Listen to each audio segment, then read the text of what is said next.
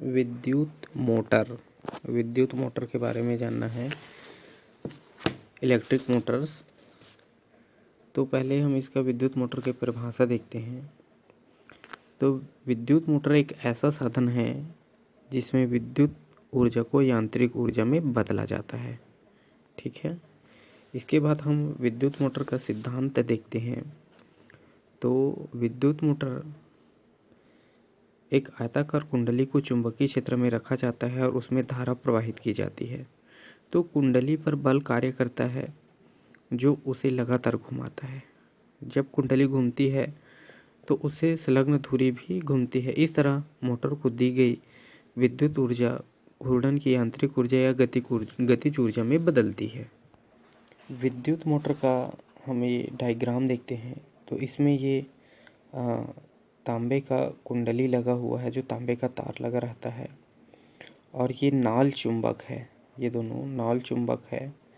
और ये वाला जो पार्ट है ये कार्बन ब्रश है ना, कार्बन ब्रश। और दिक् परिवर्तक या द्विक परिवर्तक इसको कहा गया है। और ये वाला part carbon R1 R2 carbon brush है। ये धारा नियंत्रक है। ये बैटरी या सेल भी लगा सकते हैं।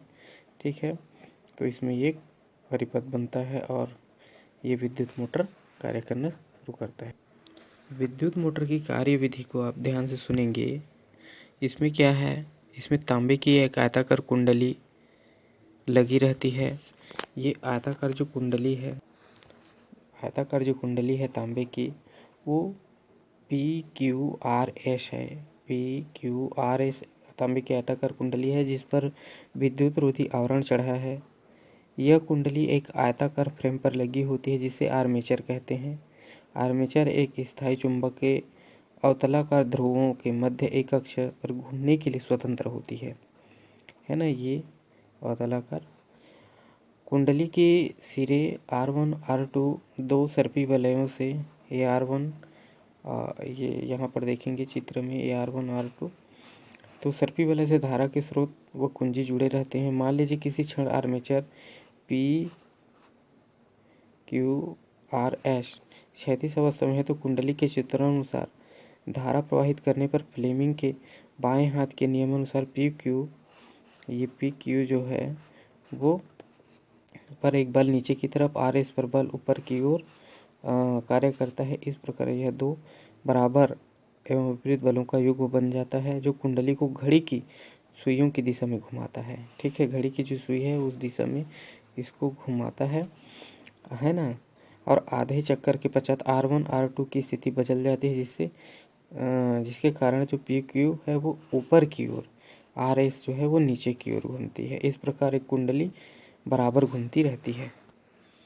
विद्युत मोटर का जो उपयोग है, आप देखे होंगे अपने घरेलू उपयोग में हम इसका उपयोग करते हैं। जैसे विद्युत पंखा है, रेफ्रिजरेटर है, कपड़ा धुलाई की जो वॉशिंग मशीन है, कंप्यूटर है, मिक्सी है आदि में विद्युत मोटर का उपयोग किया जाता है ना। जब विद्युत मोटर दिष्ट धारा पर कार्य करता है इसलिए यह DC मोटर कहलाता है। ठीक है, विद्युत जनित्र के बारे में देखते हैं। ये विद्युत जनित्र का जो डायग्राम दिखाया गया है, इसमें B1 B2 ये कार्बन ब्रश है। यहाँ पर देखेंगे R1 R2 विभक्त वलय द्विपरक है। ठीक है, ये वलय है N ये और S ये एक चुंबक है। इसमें ABCDA वलय है तांबे का। ठीक है, और एक यहाँ पर कुंजी लगा हुआ है, एक परिपथ बनता है यहाँ पर। ठीक है, ये विद्युत जनित्र, इसको डायनेमो भी कहा जाता है। ये डायनेमो में ये अक्ष है देखेंगे, NS एक नॉल चुंबक है, ये आर्मेचर है ABCD। यहाँ पर R1 R2 है, स्लिप रिंग्स जो है नहीं, R1 R2 ये वाला स्लिप रिंग्स है। B1 B2 कार्बन ब्रश है। G गैल्वेनोमीटर लगा है इसमें धारा मापी के लिए। ठीक है, इसमें क्या है, ये विद्युत जनित्र डायनेमो एक ऐसा उपकरण है जो यांत्रिक ऊर्जा को विद्युत ऊर्जा में बदलता है। यह विद्युत चुंबकीय प्रेरण के सिद्धांत पर कार्य करता है। इस सिद्धांत का उपयोग घरों तथा उद्योगों के लिए अत्यधिक परिमाण की विद्युत धारा उत्पन्न करने के लिए किया जाता है।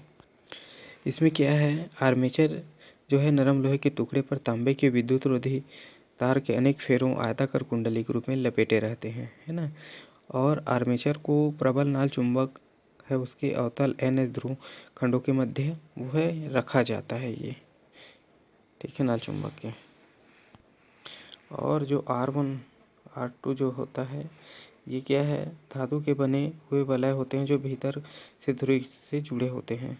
इसी प्रकार जो B1 B2 है ये स्थिर चालक कार्बन ब्रूसों का B1 B2 जो पृथक पृथक रूप से क्रमशः वलयों R1 R2 पर दबा कर रखा जाता है। कार्बन ब्रशों का संबंध धारामापी से किया जाता है। विद्युत जनित्र का जो सिद्धांत है उसके अनुसार विद्युत जो चुंबकीय प्रेरण के सिद्धांत पर कार्य करता है। जब किसी कुंडली को तीव्र चुंबकीय क्षेत्र में घुमाया जाता है तो कुंडली से संबंधित चुंबकीय बल रेखाओं की संख्या में परिवर्तन होता है, जिसके परिणाम स्वरूप कुंडली में प्रेरित धारा प्रवाहित होने लगती है, ठीक है। इसकी जो कार्यविधि है ये सामान्यतः एसी डायनेमो के 3 भाग में नाल चुंबक जो है, कुंडली है तथा क्रोड है और वलय है, ठीक है। इसमें किसी समय कुंडली जो है उसमें जो चित्र में दिखाया गया है ABCD क्षैतिज अवस्था में है। जैसे ही कुंडली को घुमाना शुरू करते हैं तब जो AB दिखाया गया है वो AB क्या करता है, इसमें जो दिखाया गया है AB वो AB ऊपर की ओर CD भाग नीचे की ओर आना प्रारंभ कर देता है। इससे प्रेरित धारा जो है वो AB व CD से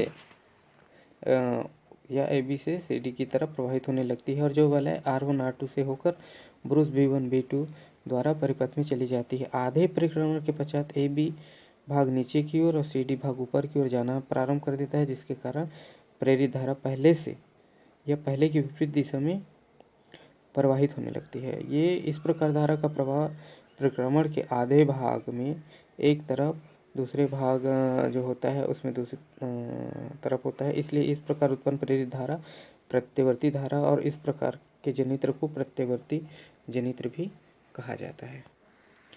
फ्लेमिंग का बाएं हाथ का जो नियम है, ये फ्लेमिंग के जो बाएं हाथ देखते हैं, ये जो फ्लेमिंग के जो बाएं हाथ अंगूठा है वो बल की दिशा को दर्शाता है और इसके तो ये वाला जो उंगली तर्जनी है वो चुंबकीय क्षेत्र की दिशा को, और इस जो बीच वाली जो उंगली है वो धारा की दिशा को दर्शाता है। ये फ्लेमिंग के बाएं हाथ का नियम है। इस नियम को देखते हैं। धारावाही चालक को जब चुंबकीय क्षेत्र में रखा जाता है तो धारावाही चालक पर एक बल आरोपित होता है। चुंबकीय क्षेत्र में रखे धारावाही चालक पर एक बल की दिशा ज्ञात करने के लिए फ्लेमिंग के बाएं हाथ का नियम दिया है। इस नियम के अनुसार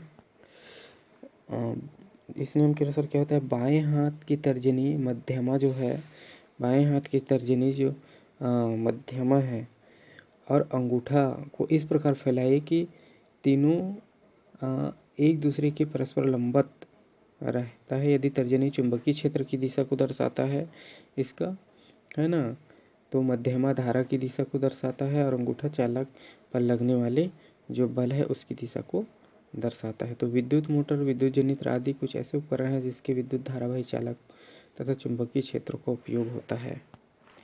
ये धारावाही परिनालिका है। धारावाही परिनालिका का जो चुंबकीय क्षेत्र है इसमें परिनालिका विद्युत रोधी तांबे के तार की अधिक फेरों वाली जो बेलनाकार आकृति की कुंडली होती है, परिनालिका को दर्शाता है। ये जिसके 2 सिरे कुंजी द्वारा बैटरी से जुड़े होते हैं, है ना, ये बैटरी से जुड़े होते हैं। यह जब विद्युत धारा परिनालिका में प्रवाहित की जाती है तब उसके चारों ओर चुंबकीय क्षेत्र उत्पन्न करती है और चुंबकीय क्षेत्र आकृति की तुलना में प्राप्त चुंबकीय आकृति इसे यहाँ पर करते हैं। जैसे चुंबकीय क्षेत्र जो है वो उत्पन्न हो जाती है इसमें जब विद्युत धारा प्रवाहित होती है तब। यहाँ क्या है, परिनालिका के जो अंदर है वो चुंबकीय क्षेत्र जो है समांतर सरल रेखा के रूप में होती है, जो यह बताता है कि परिनालिका के अंदर चुंबकीय क्षेत्र एक समान होता है। ठीक।